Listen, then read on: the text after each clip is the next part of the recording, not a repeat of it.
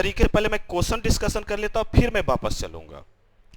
अगर मैं इसकी बात करूं, राज्यपाल के संबंध में मेंस की बात करूं कि मेंस में किस तरीके से क्वेश्चन पूछा गया है राज्यपाल के संबंध में, तो सबसे पहला क्वेश्चन जो आता है वह ये आता है, 64वीं बीपीएससी में पूछा गया है। आप क्वेश्चंस को देखिए, कहीं भी स्ट्रेट फॉरवर्ड क्वेश्चन यहां पर नजर नहीं आएगा। क्लियर? भारत में राज्य की राजनीति में, शब्दों पर ध्यान दीजिएगा, क्योंकि कहा जाता है कि लिखा जाता है, आपको जीएस का जो पेपर जो होता है आपको लिखना है 250 से 300 शब्दों के बीच में। क्लियर? अकॉर्डिंग टू क्वेश्चंस लिखना अलग बात है, लेकिन क्वेश्चंस के अकॉर्डिंग लिखना अलग बात है, ध्यान रखिएगा। और ये एक दिन में नहीं आ जाएगा। आपको लगता है कि हम बहुत जानते हैं, लेकिन जब लिखने बैठिएगा तो लगेगा यार मैं क्या लिखूं, शुरुआत कहां से करूं, विषय वस्तु क्या पूछ रहा है और निष्कर्ष में क्या दूं। मेरा उद्देश्य यही है कि वहां तक आपको लेकर के जाना। भारत में राज्य की राजनीति में राज्यपाल की भूमिका की आलोचनात्मक परीक्षण कह रहा है। अब कल भी मैंने कहा था कि आलोचनात्मक जरूर देखिएगा। क्लियर? विशेष रूप से बिहार के संदर्भ में कल मैंने बूटा सिंह की चर्चा किया था, है ना, और उसी में पूछ लिया है क्या वह एक कठपुतली है। यह काफी विवादास्पद भी रहा। अब यहां पर गौर कीजिएगा, 3 क्वेश्चन है, 3 क्वेश्चन है, ठीक है। राज्यपाल की भूमिका, पहला क्वेश्चन तो यह है राज्यपाल की भूमिका, दूसरा क्वेश्चन है बिहार के संदर्भ में, और तीसरा है राज्यपाल का कार्य, राज्यपाल की शक्तियां कि सारी शक्तियों की संसदीय प्रणाली की विशेषता है कि राज्यपाल या राष्ट्रपति जो भी कार्य करेगा वह मंत्रिमंडल की सलाह से करेगा। ध्यान रखिएगा, संसदीय प्रणाली की विशेषता है, पार्लियामेंट्री सिस्टम जिसे आप कहते हैं। क्लियर? जो भी कार्य करेगा वो मंत्रिमंडल, राष्ट्रपति केंद्रीय मंत्रिमंडल की सलाह से करेगा और राज्यपाल राज्य के मंत्रिमंडल की सलाह से करेगा, वह उससे बाहर नहीं जा सकता। यहां से एक क्वेश्चन तो ये पूछा गया, कल मैंने चर्चा किया था, ठीक है। सेकंड,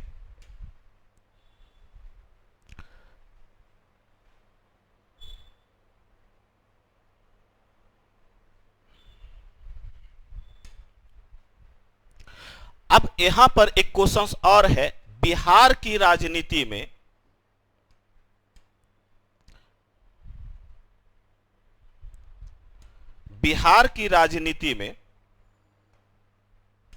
दिखाई दे रहा है, राज्यपाल की शक्तियों और वास्तविक स्थिति का वर्णन कीजिए। 60वीं 62वीं में क्वेश्चन पूछा गया है।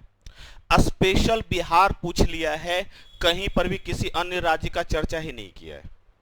वहां पर सभी राज्य था, यहां पर स्पेशल बिहार है। क्लियर? शक्तियों का उल्लेख करना है और साथ साथ उसकी स्थिति, और मैंने अभी तुरंत कहा संसदीय प्रणाली, हर जगह संसदीय प्रणाली चलता चलेगा। इसीलिए जब सिलेबस मैंने आप लोग को दिया था तो उसमें सिस्टम्स को अर्थात प्रणाली को मैंने अलग रखा था, और वर्ल्ड में 3 प्रकार की प्रणाली है और वो यहां भी लागू है। क्लियर? और हमेशा प्रणाली से एक क्वेश्चन आता ही आता है, एग्जाम में आता ही आता है। इस बार भी पूछा गया 66 में। आपके पास पेपर है ना, लाइए।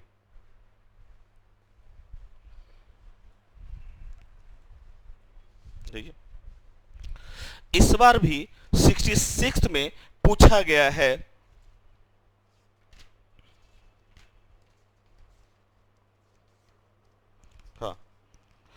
भारतीय संघीय ढांचा संवैधानिक रूप से केंद्र सरकार की ओर उन्मुख है। संघीय व्यवस्था है, संघीय प्रणाली, यहां भी प्रणाली से क्वेश्चन पूछा गया है। ठीक क्वेश्चन से, भारत के राष्ट्रपति की भूमिका परिवार के उस बुजुर्ग के समान है जो सभी प्राधिकार अधिकार तो रखता है, मैंने राष्ट्रपति वाले में चर्चा किया था, अधिकार रखता है, किंतु यदि घर के शैतान युवा सदस्य उसकी न सुने तो वह कुछ भी प्रभावी नहीं कर सकता। यह संसदीय प्रणाली से क्वेश्चन है। क्लियर? प्रणाली से ऐसा कोई एग्जाम्स नहीं है बीपीएससी का जिससे क्वेश्चंस ना आया हो। और मैंने पहले भी जब सिलेबस दिया था तो मैंने बांटा था कि प्रणाली से 3 क्वेश्चन आते ही आते हैं। 3 प्रकार की प्रणाली पढ़ना है। एक प्रणाली संसदीय प्रणाली पढ़ना है, इसी की तुलना कर देगा अध्यक्षात्मक प्रणाली से। और यहां भी हम दिखाएंगे कि यहां क्वेश्चन कैसे पूछा है, पूछा भी है कि नहीं पूछा गया। क्लियर। दूसरा है संघीय प्रणाली से, और जो अभी मैंने भी बताया संघीय व्यवस्था वाली। क्लियर। और तीसरा है दलीय प्रणाली से। और ये तीनों को देखिएगा ना, हर एग्जाम में आपको ये क्वेश्चन पूछेगा। जैसे 22 जो भारतीय संघीय व्यवस्था संघीय प्रणाली से पूछ लिया है, ये 53वीं 55वीं में पूछा गया है। क्लियर। फिर देखिए राज्यपाल यहां पर भी है, राज्यपाल की शक्ति और कार्य तथा इनकी बिहार में भूमिका, यही क्वेश्चन यहां रिपीट है। वही क्वेश्चन नजर आ रहा है ना। हां, तो सिर्फ नाम दिया जाता है कि, लेकिन राज्य सबका रहेगा, लेकिन स्पेशलाइज्ड कर दिया गया। अब यहां पर आप सुंदर सिंह, पुरानी वाली सुंदर सिंह भंडारी का उल्लेख करेंगे, आप यहां पर बूटा सिंह का उल्लेख करेंगे, या वर्तमान में अगर कोई चर्चा में है। इसलिए कभी भी आप जब लिखेंगे या क्वेश्चंस को लिखेंगे ना, तो हमेशा करंट अफेयर्स में जाएंगे, हमेशा करंट से जोड़ करके। क्वेश्चन पूछ रहा है मतलब करंट पूछ रहा है, हमेशा करंट से कोरिलेट करके देखेंगे। क्लियर। दो यहां से 3 क्वेश्चन तो राज्यपाल वाला, 4 क्वेश्चन मिल गया, 3 क्वेश्चन। फिर आगे चलते हैं। फिर आइए,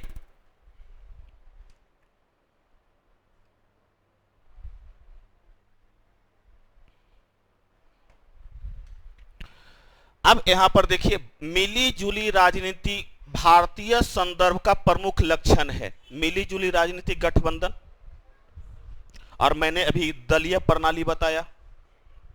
दलीय प्रणाली से भारत में दलीय प्रणाली लगातार स्वतंत्रता के बाद बदलती जा रही है। क्लियर। फिर यहीं पर देखिए आगे भी होगा। अब यहां पर एक और क्वेश्चन राष्ट्रपति वाला भी निर्वाचन का अलग से पूछा है, और मैंने निर्वाचन अलग से कोटा प्रणाली बताया था, कोटा प्रणाली बताया था, वहीं से क्वेश्चन है। फिर आइए,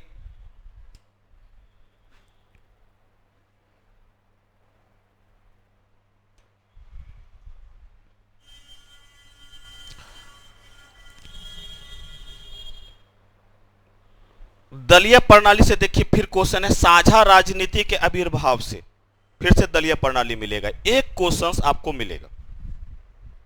क्लियर। इसलिए प्रणाली में जो अभी जो हम चर्चा कर रहे हैं उस संसदीय प्रणाली पढ़ रहे हैं, और संसदीय प्रणाली में बार बार कभी राष्ट्रपति का कभी राज्यपाल का उल्लेख करा, और ये पीटी में भी क्वेश्चन मिलेगा आपको। 65th पीटी में पूछा गया है संसदीय प्रणाली की विशेषता, और वही यूपीएससी में भी 2002 के पेपर में संसदीय प्रणाली से क्वेश्चन कई बार पूछा, सॉरी ये 2002 के पेपर में पूछा है। क्लियर। आपको प्रत्येक जगह आपको मिलेगा। मैंने जब आपको बताया था कि प्रस्तावना जब मैं पढ़ा रहा था तो प्रस्तावना वाला प्रकृति और दर्शन वाला अलग से बताया था, पूरा प्रस्तावना क्वेश्चन यहां मिलेगा। खेल सारा यह है बंधु, आप जो टॉपिक पढ़ते हैं उसको बेहतर तरीके से कितना अच्छा लिख पाते हैं। पढ़ता हर कोई है, लिखना एक कला है और एक दिन में विकसित नहीं होता। क्लियर। चलिए अब इससे पीटी की तरफ चलते हैं, इसी तरीके का और भी है।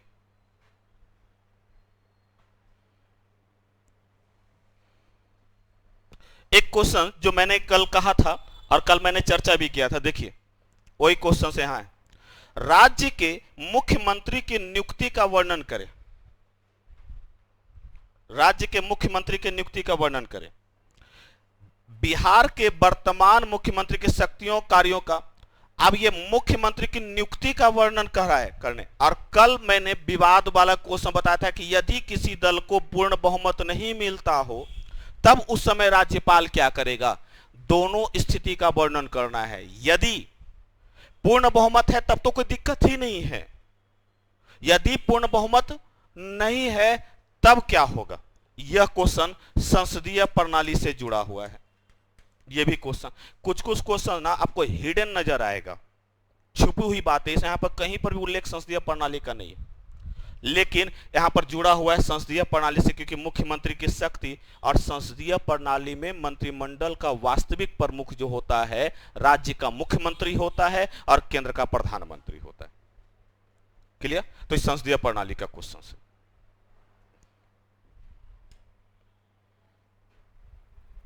फिर से देखिए, मिलीजुली राजनीति फिर 48वीं से में पूछा गया है। ठीक है, तो इस तरीके से आपको पता लगभग 4 या 5 बार राज्यपाल पूछा है, और संसदीय प्रणाली तो भाई इसका संसदीय प्रणाली या प्रणाली इसका रहा ही। चलिए अब थोड़ा सा पीछे चलते हैं पीटी की तरफ कि इससे रिलेटेड क्वेश्चंस बना लिया जाए।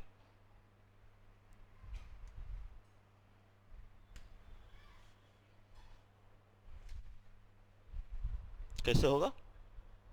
रोटेट दिख रहा है ना? संविधान को 26 जनवरी, इसका कौन सा आंसर होगा बंधु? 2011 में कौन सा है? क्यों? लाहौर अधिवेशन कब हुआ था? अध्यक्ष का अध्यक्षता? उसी दिन कांग्रेस ने घोषणा कर दिया था कि भाई मैं भारत की स्वतंत्रता का, ठीक है, स्वतंत्रता दिवस, परंतु क्योंकि 1949 में ही बन करके संविधान तैयार हो गया था, इसलिए ऐतिहासिक दिन था, इसलिए माना गया। क्या है इसका?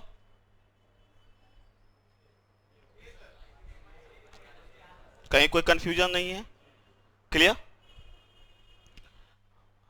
आ रहा है समझ में? सही सही बोलना। हाँ, अब इसको जोड़िए, प्रस्तावना का क्वेश्चन है,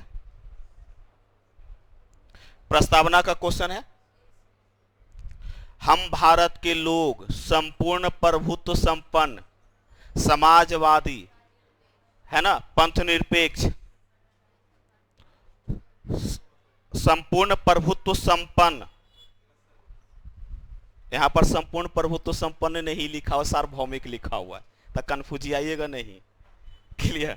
सार्वभौमिक सब प्रभुसत्ता का मतलब यहां पर है, याद रखिएगा, प्रभुसत्ता, ठीक है, या इसी को कहते हैं सॉवर्जिनिटी, संप्रभुता, संपूर्ण प्रभुत्व संपन्न,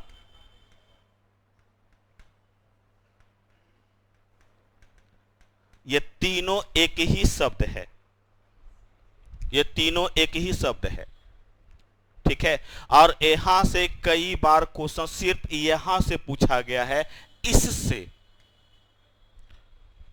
इस शब्द से, और ये क्वेश्चन उभरता है कि 1990 के बाद भूमंडलीकरण के दौर में क्या कोई भी देश अपने आप को संपूर्ण प्रभुत्व संपन्न या संप्रभु कह सकता है क्या?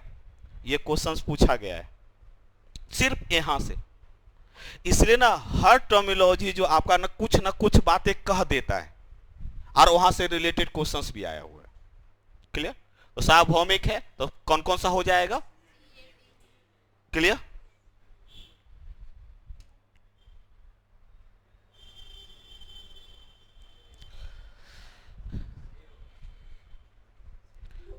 दो तिहाई बहुमत चाहिए।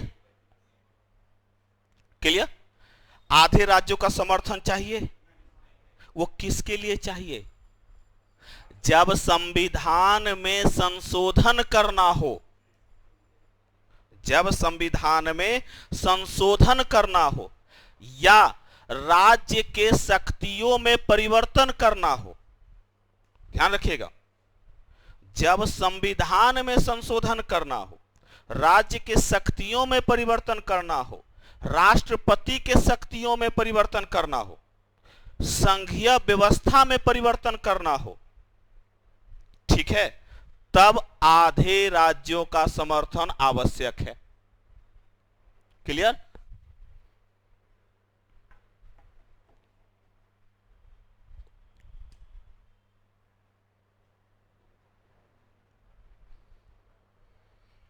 कौन कौन सा?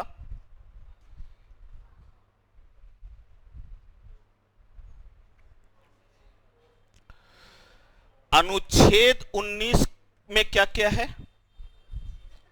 अभिव्यक्ति की आजादी। और अभिव्यक्ति का मतलब क्या होता है?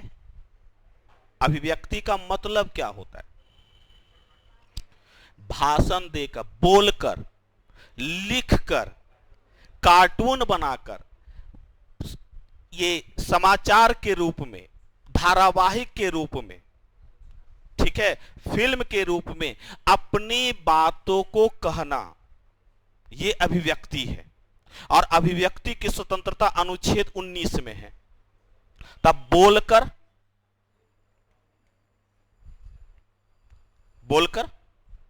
आज अच्छा विदेशी को कहेगा तुम मेरी आओ यहां पर आकर के तुम आलोचना करो मेरा, संभव नहीं है ना, तो अनुच्छेद तो उसको 19 मिल नहीं सकता। तो क्लियर है। कानून के समक्ष समता कि हाँ भाई कोई भी आ गया, अगर उसको कोई आलोचना होती है तो 14 उसको दिया जा सकता है। आर्टिकल 14 तो सबके लिए है। क्लियर। अल्पसंख्यकों को अधिकार, अब कोई आ जाए, रोहिंग्या वाली समस्या यहीं से है। अब रोहिंग्या आता है और कहता है कि मुझे भी अधिकार दो, दिया जा सकता है क्या? अर्थात जो गैर नागरिकों को प्राप्त नहीं है, 1 और 3 क्वेश्चन भारतीयों को सब प्राप्त है, गैर नागरिकों को प्राप्त नहीं है। क्लियर।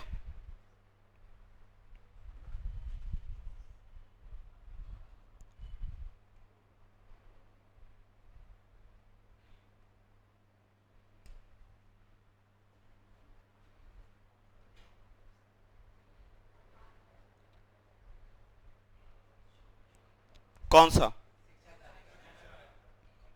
कौन से अनुच्छेद के तहत है? जीने के अधिकार। किसने कहा? बताया जा चुका है। सुप्रीम कोर्ट ने जीने के अधिकार में शिक्षा के अधिकार को भी सम्मिलित माना है 86 में 86 संशोधन द्वारा। ठीक है। और यह पहले था नीति निर्देशक तत्व का भाग।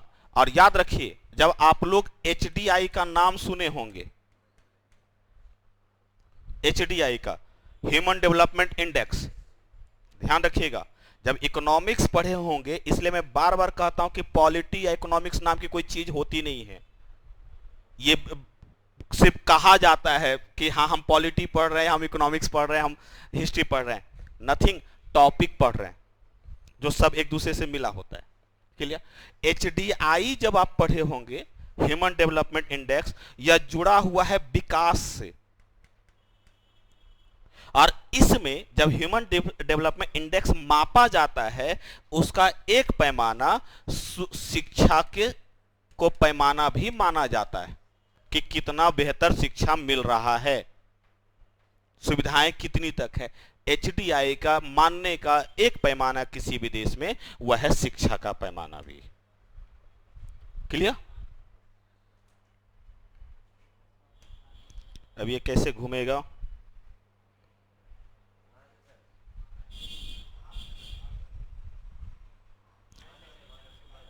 ये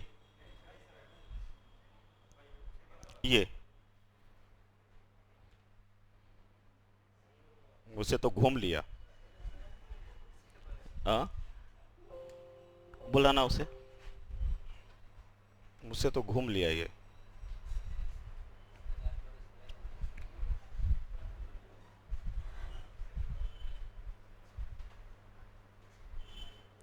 इसको कैसे घुमाए तो बताओ।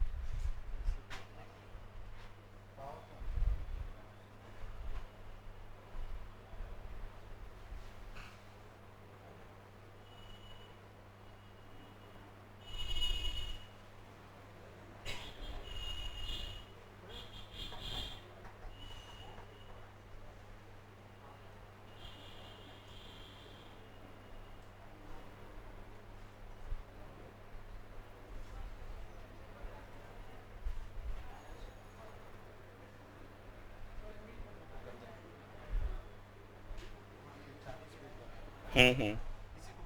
हम्म।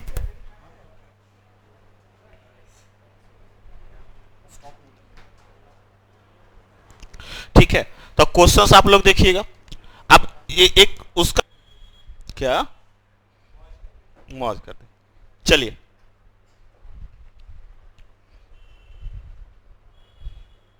बंधु आ रहा है ना अब? चलिए बोलिए।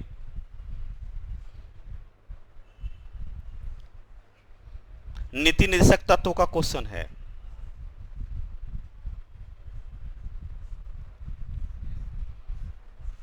बोलिए बोलिए।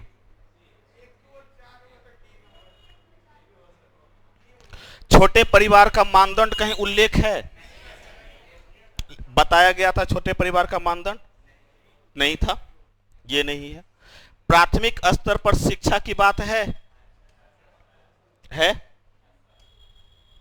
चलिए, समान कार्य के लिए समान वेतन है। समान नागरिक संहिता है, यूनिफॉर्म सिविल कोड।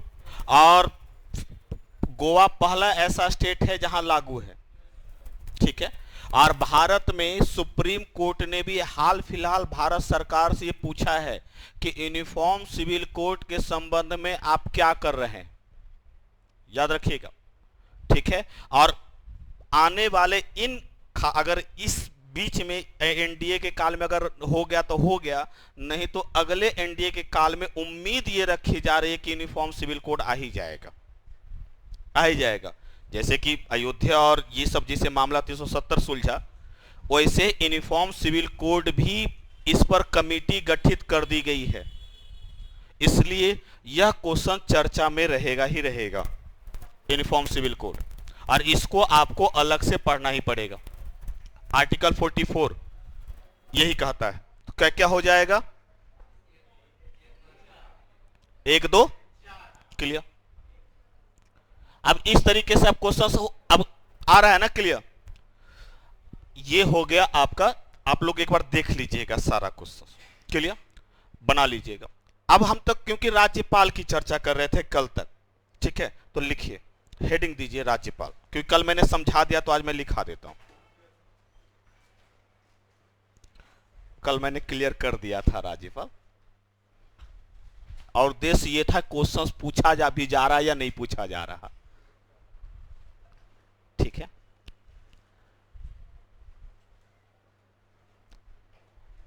संविधान के भाग 6, हेडिंग 2 राज्यपाल गवर्नर। संविधान के भाग 6 अनुच्छेद 153 से 167 तक, 153 से 167 तक में राज्य कार्यपालिका का उल्लेख मिलता है, में राज्य कार्यपालिका का उल्लेख मिलता है।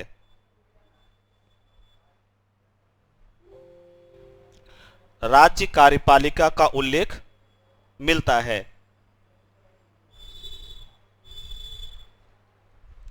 क्लियर? संसदीय प्रणाली के अनुसार, संसदीय प्रणाली के अनुसार, संसदीय प्रणाली को अंडरलाइन करेंगे। संसदीय प्रणाली के अनुसार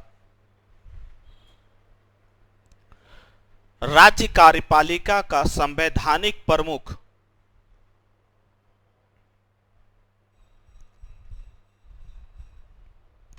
राज्य कार्यपालिका का संवैधानिक प्रमुख राज्यपाल होता है।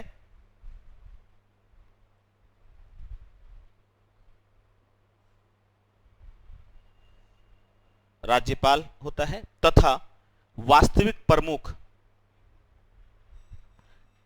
मुख्यमंत्री होता है।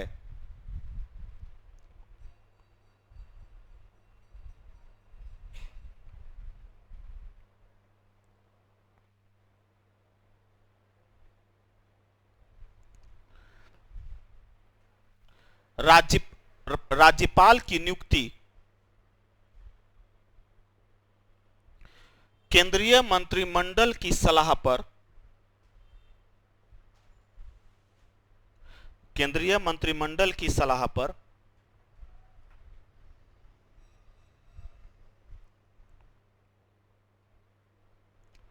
राष्ट्रपति द्वारा किया जाता है।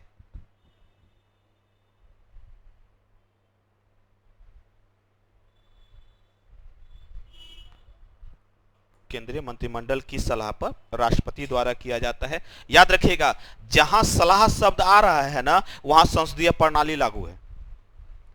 जहां सलाह शब्द आ रहा है वहां संसदीय प्रणाली लागू है। इसलिए हमें वर्ल्ड में तीन ही प्रकार की व्यवस्था ही चलती है, ठीक है? Parliamentary system, president system. Parliamentary system या प्रेसिडेंट सिस्टम पर ये दूसरा है संघीय प्रणाली, तीसरा है दलीय प्रणाली, जो प्रणाली की बात है, ठीक है? तो यहां पर जो भी बात कर रहे हैं ना, उस संसदीय प्रणाली की बात कर रहे हैं, ठीक है? और जहां सलाह शब्द आ गया वो संसदीय प्रणाली की बात हो जाएगा। क्लियर? सलाह पर राज्यपाल की नियुक्ति करता है, हो गया ना? तथा उन्हीं के प्रसाद पर्यंत मतलब इच्छानुसार, उन्हीं के इच्छानुसार अपने पद पर रहता है, अपने पद पर रहता है। अब ये एक समस्या नहीं है क्या कि अगर केंद्रीय मंत्रिमंडल बोले कि हां जी आप बैठ जाइए तो बैठा दीजिए और हटाना है तो हटा दीजिए? एक लोकतंत्र की ये समस्या नहीं है क्या?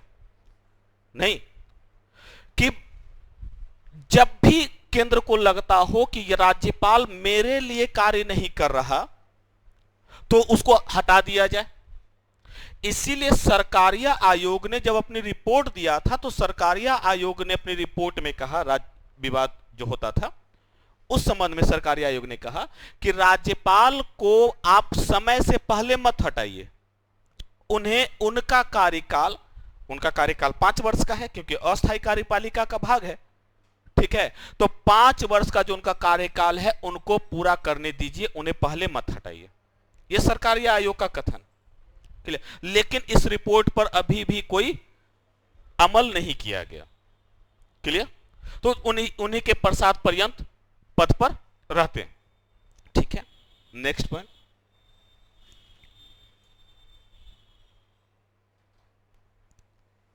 इनकी क्या क्या योग्यता है बनने की?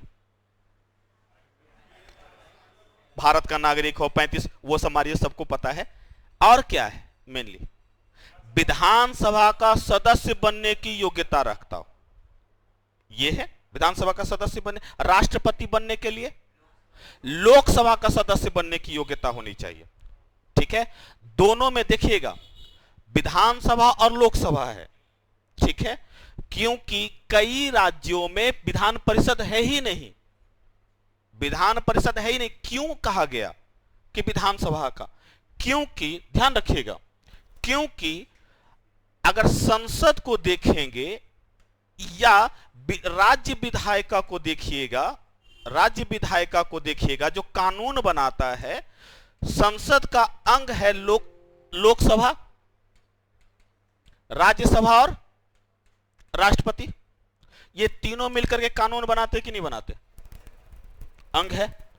ठीक राज्य विधायिका का, जिसको आप विधान मंडल कहते हैं, विधान मंडल कहते हैं, इसका अंग कौन कौन है?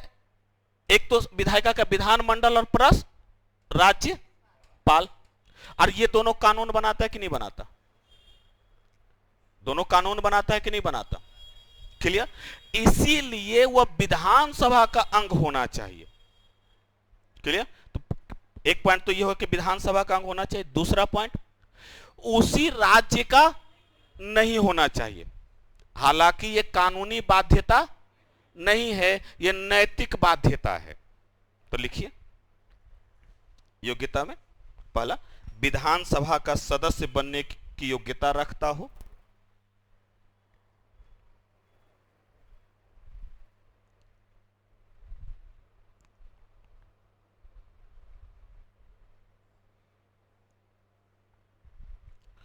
उसी राज्य का न हो।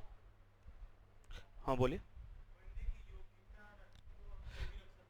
हाँ, हो नहीं, हो नहीं, बनने की योग्यता रखता हो, ठीक है, हो नहीं, क्लियर। आप जैसे अभी फागू चौहान थोड़े ना है, ठीक है, हो नहीं, योग्यता रखता हो। हाँ,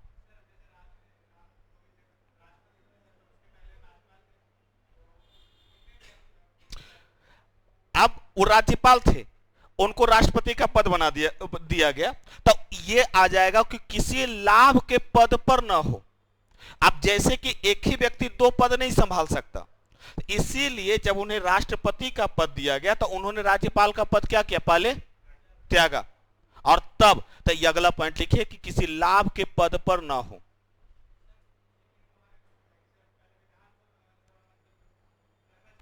नहीं, रहना नहीं चाहिए, योग्यता रखता हो बनने की, रहना नहीं चाहिए। ये मैंने कहा, अभी कहा नहीं है कि होना ही है योग्यता। जैसे कि राष्ट्रपति बनने के लिए योग्यता किसकी होनी चाहिए, तो क्या राष्ट्रपति लोकसभा का मेंबर होता है क्या? इसी प्रकार राज्यपाल बनने के लिए योग्यता रखता हो, लेकिन हो नहीं, ऐसा नहीं है कि होगा। अगर हो भी, मान लेते हैं कि अगर हो भी, तो उनको त्यागपत्र देना पड़ जाएगा। मान लेते हैं कि ऐसी परिस्थिति उत्पन्न हो जाए कि किसी व्यक्ति को ये राज्यपाल बना दिया जाए, ठीक है, अगर वो विधानसभा के सदस्य है तो उसी क्षण वो इस्तीफा दे देंगे और वो राज्यपाल बन जाएंगे। एक व्यक्ति लाभ का पद, दो पद धारण नहीं कर सकता।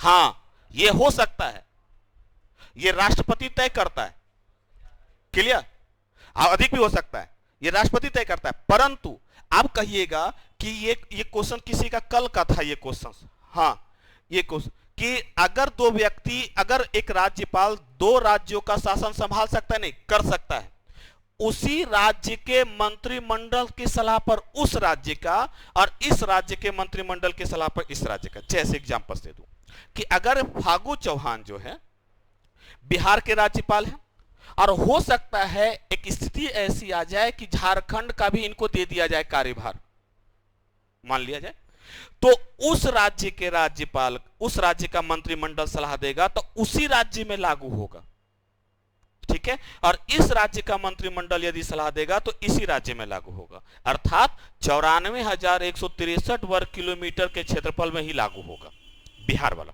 उसके झारखंड में लागू नहीं होगा, लेकिन कार्यभार संभाल सकता है, ठीक है, ये लिखा हुआ भी है और राष्ट्रपति तय भी करता है। हां, जहां तक वेतन का सवाल है इस संबंध में, तो राष्ट्रपति तय करेगा कि वो दिया भी जाए या नहीं दिया जाए, राष्ट्रपति के विवेक पर डिपेंड करता है ये। हाँ, ये होता है 2 से 3 अभी संभाल सकता है, क्लियर। नेक्स्ट लिखिए, तो लाभ के पद पर ना हो, और यदि कोई विधानसभा का सदस्य हो भी जाता है तो उसको इस्तीफा देना पड़ जाएगा। तो क्लियर हो गया, ठीक है। अब शक्तियां लिखिए, आयु 35 वर्ष, तो ये सब तो लगभग पता है इसलिए मैंने इसको नहीं लिखाया, ठीक है। अब शक्तियां लिखिए, आयु 35 वर्ष हो, भारत का नागरिक हो, तो ये सब तो खैर है। क्या क्या शक्तियां हैं? पहला लिखिए राजनैतिक शक्ति, पॉलिटिकल पावर। राजनैतिक शक्ति के अंतर्गत क्या क्या है? जो भी नियुक्त करने की शक्ति होगा ना, उस सब के सब राजनीतिक शक्ति के अंतर्गत आ जाएगा। इसके तहत नियुक्त करने की शक्तियां आती है, इसके तहत नियुक्त करने की शक्तियां आती है।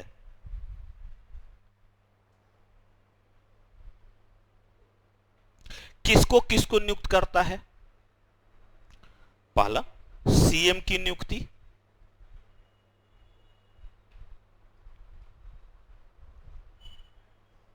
सीएम की नियुक्ति। दूसरा महाधिवक्ता की नियुक्ति, महाधिवक्ता जिसको एडवोकेट जनरल कहते हैं।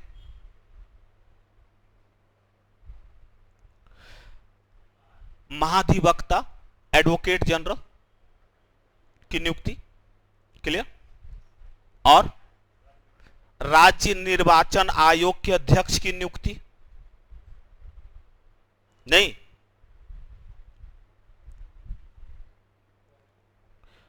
निर्वाचन आयोग के अध्यक्ष की नियुक्ति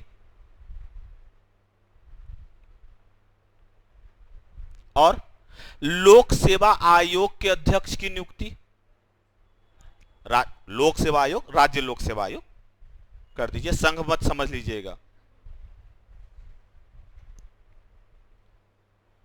क्लियर। मंत्रियों की नियुक्ति,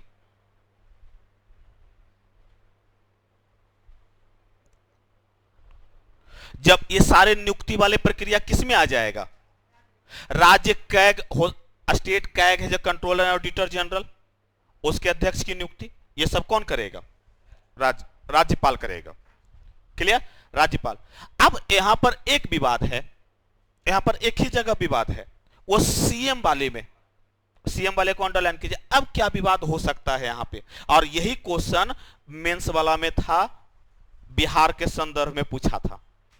यही क्वेश्चन है, यही से जुड़ा हुआ क्वेश्चन है। क्लियर।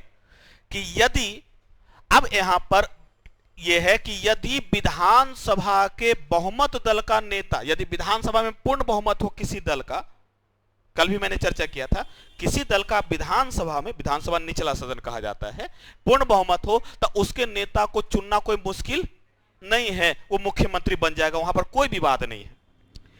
यदि किसी दल को पूर्ण बहुमत नहीं मिलता हो, ध्यान रखिएगा, किसी दल को पूर्ण बहुमत नहीं मिलता हो, ठीक है, तब राज्यपाल अपने विवेक का प्रयोग करता है और वह सबसे बड़े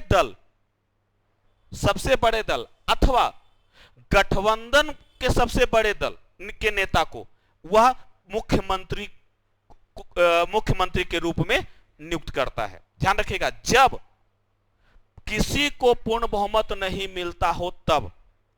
इसी परिस्थिति में यदि राज्यपाल को यह महसूस हो जाए कि ये किसी दल को नहीं मिला है बहुमत और यह खरीद फरोख्त कर रहा है, यानी कि विधायकों को, तो राज्यपाल अपने इच्छानुसार अनुच्छेद 356 का प्रयोग कर सकता है।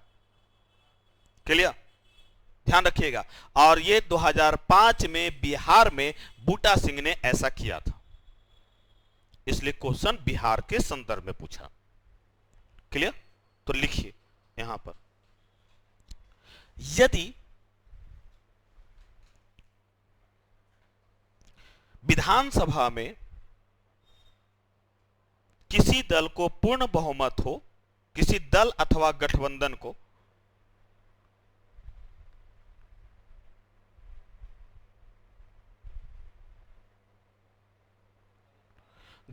को पूर्ण बहुमत हो,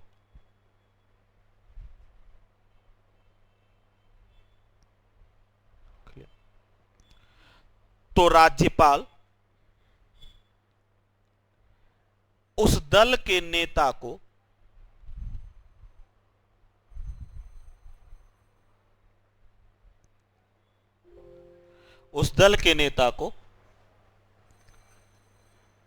मुख्यमंत्री नियुक्त करता है।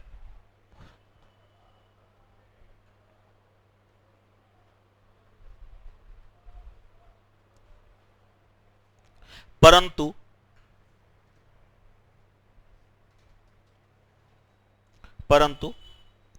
यदि विधानसभा में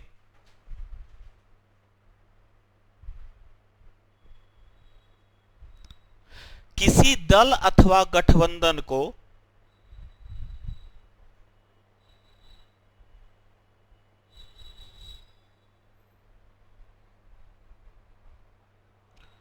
बहुमत नहीं मिलता है,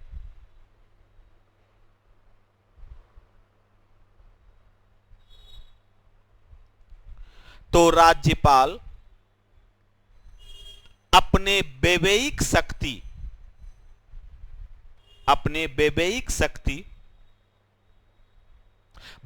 को अंडरलाइन करेंगे। राज्यपाल अपने वैवेयिक शक्ति का प्रयोग कर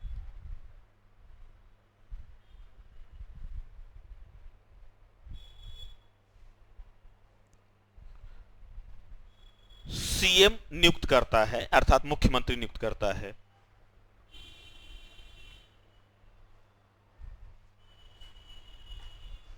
क्लियर? अब हाँ,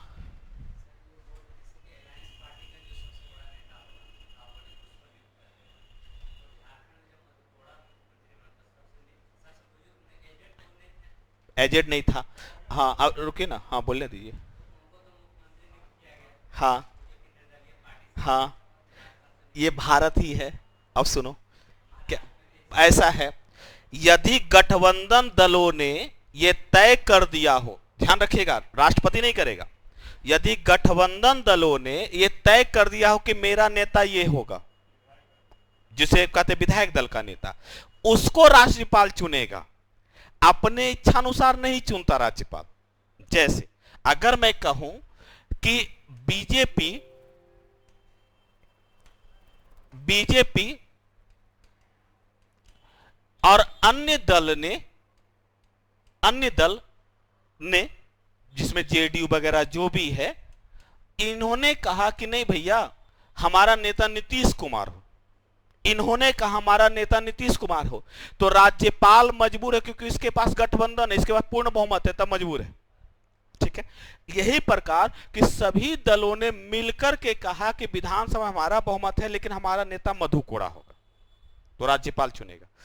लेकिन यदि पूर्ण बहुमत ना हो, कोई ऐसी परिस्थिति भी क्रिएट ना हो, लेकिन सबसे बड़े दल को के नेता को वो चुन सकता है, यहां पर उसका अपना विवेक करेगा। तो निर्दलीय में वो नहीं था, निर्दलीय जो थे उन्होंने कहा कि ये हमारा नेता हो, तब चुना था, वो सबसे बड़ा दल का था, ये परिस्थिति नहीं थी। तो जब तब होगा जब सबसे बड़ा दल का नेता बन जाए, अर्थात गठबंधन का हो या सबसे बड़ा हो, तब। अगर बहुमत ही नहीं है, उस परिस्थिति में वो अपने विवेक का, हां, यहां पर यह जरूर कहा जा सकता है कि कितना दिन के लिए वो दिया जा सकता है, शपथ ग्रहण का समय कितना दिन दे, ये जरूरी नहीं है, वो राज्यपाल पर डिपेंड करता है। अब जैसे मैं एग्जांपल्स, ये बिहार की ही बात कर रहा हूं, नीतीश कुमार जब मुख्यमंत्री जब बने शुरुआत में, आज जब वो सबसे बड़ा था लेकिन पूर्ण बहुमत, तो 7 दिन का ही दिया गया था, और जबकि दूसरे दल को 13 दिन का दिया गया था। यह राज्यपाल पर डिपेंड करता है कि कितने दिन का, और उस समय यूपीए की सरकार थी केंद्र में, समान दल था केंद्र और राज्य में, तो यहां पर वही उनको ज्यादा समय दे दिया गया और किसी को कम समय दिया गया। हां, लेकिन सबसे पहले किसको बुलाया? नीतीश कुमार को। क्यों? क्योंकि सबसे बड़ा था। यह राज्यपाल पर डिपेंड करता है कि क्या कंडीशन, वहां पर कंडीशन देखा जाएगा, इसीलिए वह अपने विवेक शक्ति का प्रयोग करता है, इसलिए मैंने उसको अंडरलाइन करा दिया।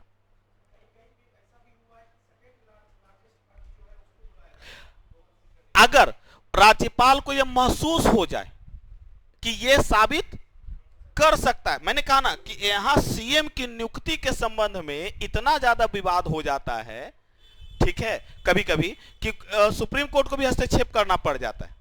क्लियर? वहां पर यदि राज्यपाल को यह महसूस हो जाए तब अपने विवेक शक्ति का प्रयोग करेगा, बाकी ऐसे नहीं।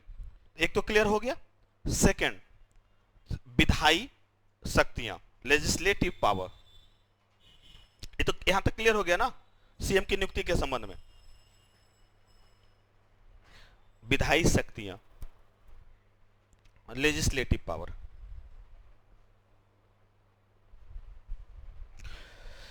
जब भी संसद से यानी विधायिका से संबंधित जो पावर आएगा ना, सबका सब इसी में आ जाएगा, विधायी शक्तियां में। क्लियर? जैसे क्या क्या शक्तियां इसके अंतर्गत? तो विधानसभा सत्र बुलाने की शक्ति, विधानसभा सत्र बुलाने की शक्ति,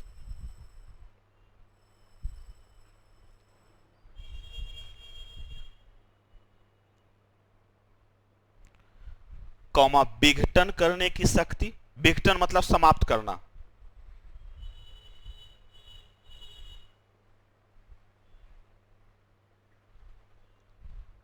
क्लियर?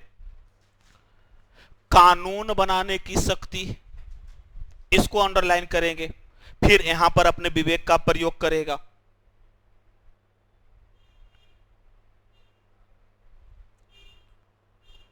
और पहला वाला जो पॉइंट लिखे हैं ना, उसे भी अंडरलाइन करेंगे। राजस्थान में ये चर्चा चला था, इसलिए करंट से क्वेश्चन डाल देता है।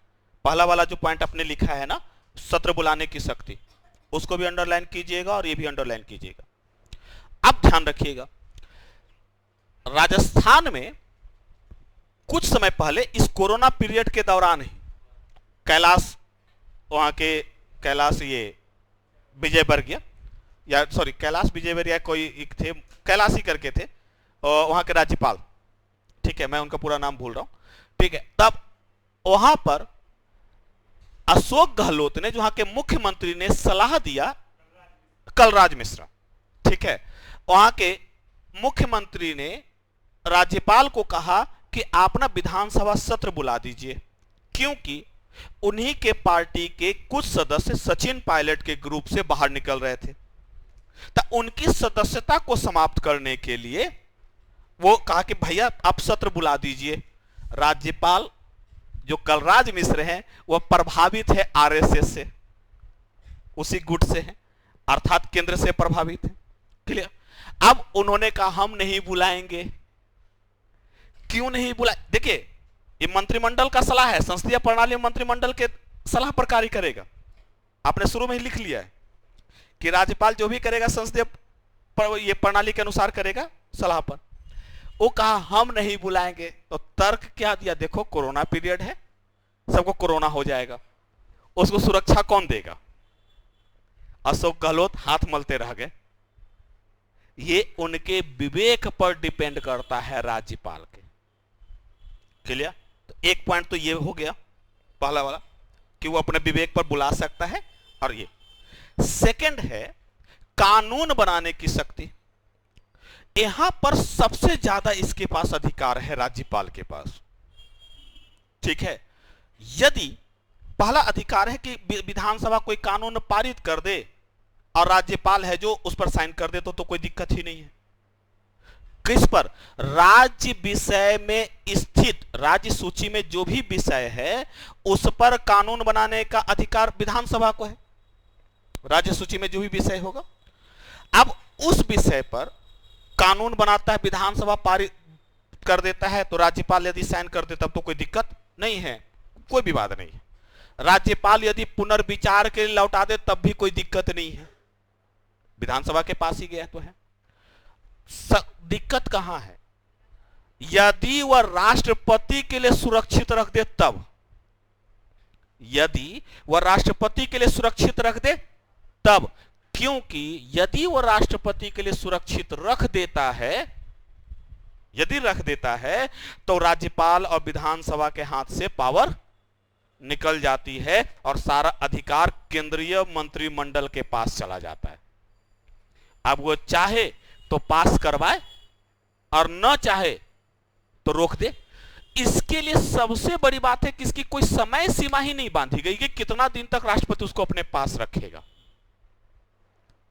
समस्या यह है कि 10 दिन में राष्ट्रपति पास कर देता, 15 दिन में पास कर देता, कहीं उल्लेख नहीं है कि 15 दिन में राष्ट्रपति पास कर दे। वो जब विधानसभा से पारित हो जाएगा तब राष्ट्रपति, राज्यपाल अपने पास रख लेता है, उसको भेज देता है। अब उसके पास, राज्यपाल के हाथ से भी वो निकल गया।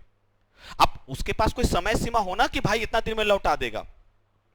अब सोचिए, एक राज्य की जनता जो चुनकर के भेजती है, राज्य मंत्रिमंडल चुनती है, विधानसभा के सदस्यों को चुनती है, और उस चुनी ही जनता द्वारा जो बनाएगा, जो उम्मीदवार जो कानून बनाता है और उसको केंद्रीय मंत्रिमंडल रोक देता है, यह संघीय व्यवस्था पर हमला नहीं है।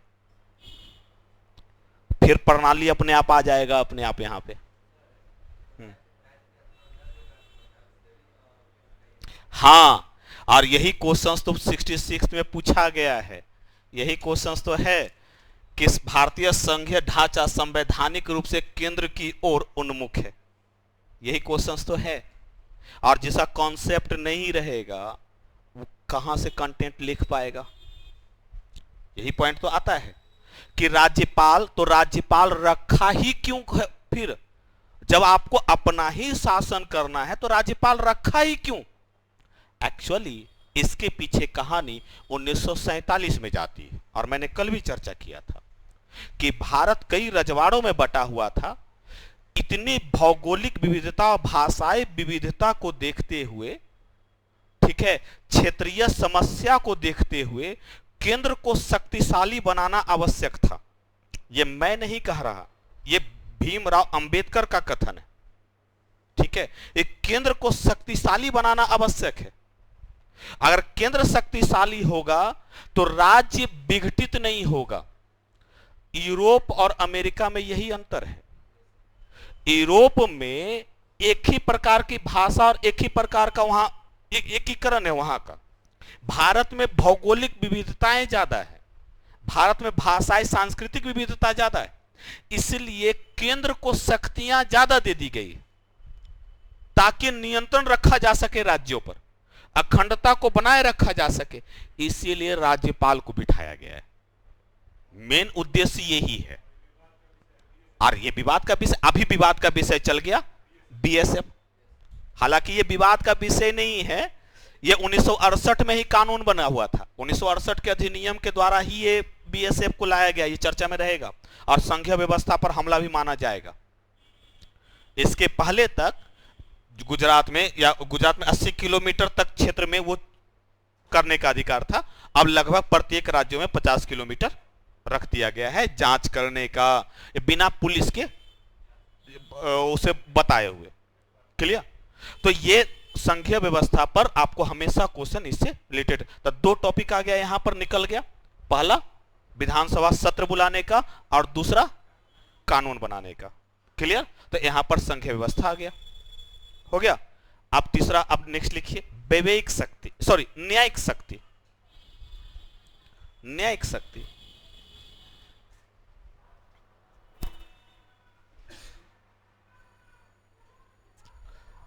हाल फिलहाल सुप्रीम कोर्ट ने अपने दिए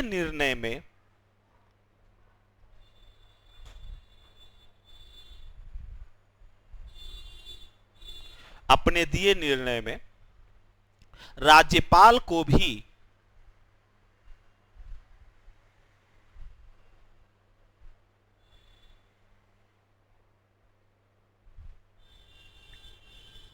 मृत्यु दंड के संबंध में, राज्यपाल को भी मृत्यु दंड के संबंध में क्षमा दान करने की शक्ति को स्वीकार किया है।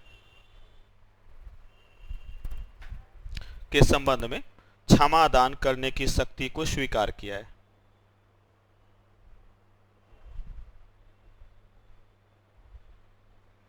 हालांकि इसके पूर्व भी था, लेकिन मृत्यु दंड के संबंध में यू कहा है कि जैसे राष्ट्रपति को शक्ति प्राप्त है उसी प्रकार राज्यपाल को भी।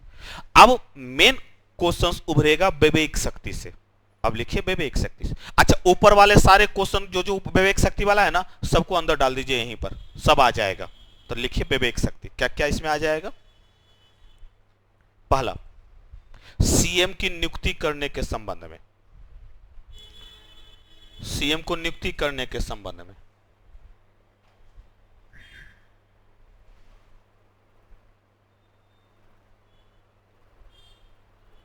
पहला, वैवेयिक शक्ति का प्रयोग कर सकता है विधानसभा सत्र बुलाने के संबंध में।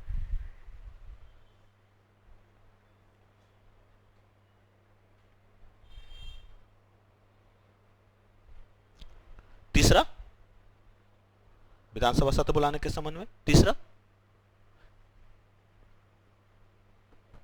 कानून पारित करने के संबंध में।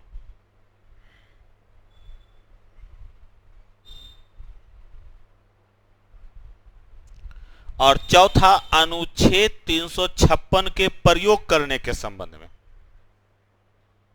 इसको अंडरलाइन करें, अनुच्छेद 356 का प्रयोग करने के संबंध में।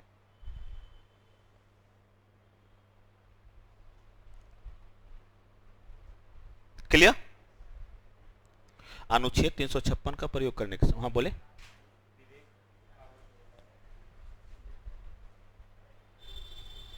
अभी याद नहीं आ रहा, बता दूंगा, अभी लिख लो, याद आएगा तो बता दूंगा। ठीक है, आर्टिकल 356 के, हाँ, जहां विधान परिषद हो, हाँ वहां पर संयुक्त सत्र बुला सकता है, लेकिन उसका इसलिए महत्व नहीं रहता, ठीक है, क्योंकि 6 ही राज्यों में है, इसलिए। क्लियर। अब आर्टिकल 356 क्या कहता है, यहां से कई बार क्वेश्चन उभरते हैं 356 से। क्या कहता है? यदि संविधान सम्मत कार्य न हो रहा हो, पहला, या राज्य में राजनैतिक संकट उत्पन्न हो गया हो, राज्य में राजनैतिक संकट उत्पन्न हो गया है, संविधान सम्मत सरकार कार्य नहीं कर रही हो, तब राज्यपाल राष्ट्रपति को सूचित करता है कि यहां पर अनुच्छेद 356 का प्रयोग किया जा सकता है। जैसे हाल फिलहाल जगदीश धनखड़ ने, हालांकि ये नहीं बोला 356 के प्रयोग की बात नहीं कही थी, लेकिन वो बार बार कह रहे थे कि यहां पर पुलिस व्यवस्था यानी कि राज्य में राजनीतिक संकट उत्पन्न हो गया है, अर्थात सुरक्षा की समस्या क्रिएट हो गई है। बंगाल में हाल फिलहाल हुआ था, और बार बार वह राष्ट्रपति को यह सूचित कर रहे थे, लेकिन उन्होंने मांग नहीं की थी अनुच्छेद 356। अनुच्छेद 356 के प्रयोग के संबंध में सावधानी बरतने की बहुत जरूरत होती है। एक चुनी हुई सरकार को आप हटा देते हैं या केंद्र हटा देता है, या लोकतंत्र पर सबसे बड़ा हमला माना जाता है, और संघीय व्यवस्था का सबसे इसे कहे ना, संघीय व्यवस्था का सबसे बड़ा तोड़ है या एकात्मकता की ओर झुकाव है, आर्टिकल 356, और कई बार इससे रिलेटेड क्वेश्चंस उभरता है। क्लियर। अब इस व्यवस्था में संघीय व्यवस्था, अब यहां से क्वेश्चन उभरता, संघीय व्यवस्था का जो झुकाव है उसमें आर्टिकल 356 के प्रयोग के संबंध में सरकारिया आयोग के रिपोर्ट का उल्लेख करें। लिखें आर्टिकल 356, यदि राज्य में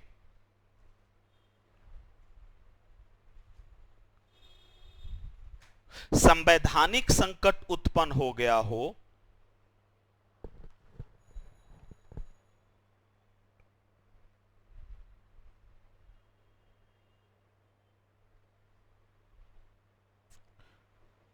तो राज्यपाल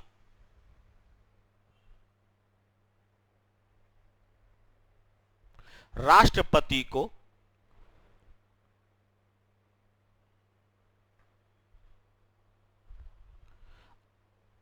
राज्यपाल राष्ट्रपति को 356 के प्रयोग करने के लिए सूचित कर सकता है।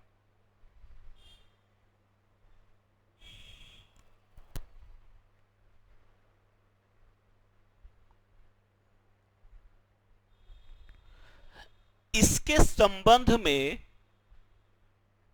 कई प्रकार के विवाद देखने को मिलता है। इसके संबंध में कई प्रकार के विवाद देखने को मिलता है।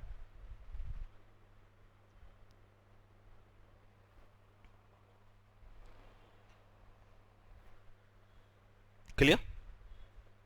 अब ये विवाद मैं नेक्स्ट क्लास में चर्चा करूंगा, क्योंकि ये सबसे लंबा टॉपिक यही चलेगा, आर्टिकल 356। हाँ बोलिए।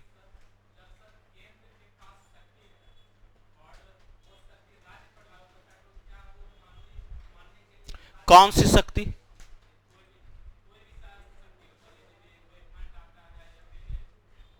फंडिंग की बात करते हैं। जहां तक राज्य केंद्र के पास ये अधिकार है, देखिए वित्त आयोग बना हुआ, एक फंडिंग का तो तरीका है वित्त आयोग के द्वारा, आर्टिकल 280 में वित्त आयोग का उल्लेख है, जो जिसमें राज्यों को बंटवारा किया जाता है करों का। ठीक है, इसलिए कभी कभी किसी राज्य को अधिक मिल जाता है, किसी राज्य को कम मिलता है। जैसे 14वें वित्त आयोग ने 42% बांटा था, 15वें ने 41% ही बांटा है। बिहार को कम मिला तो बिहार ने है जो उस पर आरोप लगाया, केरल को कम मिला तो आरोप लगाया। एक तो ये होता है। दूसरा कभी कभी राज्य को फंडिंग की आवश्यकता होती है, लेकिन जितना मांगा जाता है उतनी फंडिंग होती नहीं है, तब भी वो आरोप लगाता है कि हमें फंडिंग नहीं दिया गया क्योंकि केंद्र में कुछ और है और राज्य में। ये संघीय व्यवस्था अर्थात इसे कहते हैं राज्य द्वारा अधिक स्वायत्तता की मांग। स्वायत्तता का मतलब होता है अधिकार की मांग, कि राज्य को अधिकार मिलना चाहिए कि नहीं मिलना चाहिए, जो बिहार मांग कर रहा है विशेष राज्य के दर्जे की। ठीक है, कई राज्य, दिल्ली भी कई राज्य मांग करते हैं, तो यह होता है स्वायत्तता की मांग करना। यह हम नेक्स्ट क्लास में चर्चा कर देंगे। क्लियर? धन्यवाद।